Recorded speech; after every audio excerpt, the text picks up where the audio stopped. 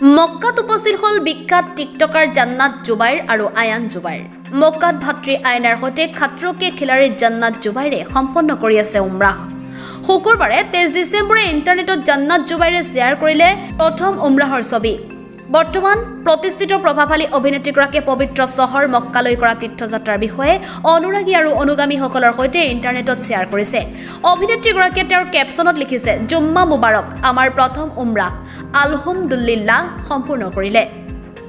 পোষ্টটো শ্বেয়াৰ কৰাৰ লগে লগে অনুষ্কা সেন, ৰোশনী ৱালিয়া আদিয়ে কমেণ্ট ছেকশ্যনত জান্নাত আৰু আয়নাৰ ওপৰত মৰমৰ বৰষুণ দিলে। ইফালে 3 দিন পূৰ্বেও জান্নাতে ছৌদি আৰবৰ ফটো কিছুমান ইণ্টাৰনেটত আপলোড কৰিছিল।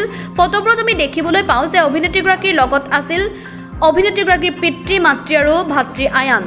দিল মিল গায়ে, কাহি আব না ৰাহে তেৰা কাগজ কোৰা, হাৰ জিত অৰ ফুলৱা আদি অনুষ্ঠানত শিশু অভিনেতা হিচাপে নিজৰ কেৰিয়াৰ আৰম্ভ কৰিছিল জান্নাত জুবাইৰে।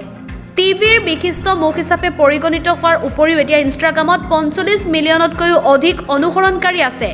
বিখ্যাত ছবি নিৰ্মাতা ৰোহিত ছেট্টীৰ খাত্ৰকে খিলাৰী 12ত দেখা গৈছিল জান্নাতক। News desk, and time.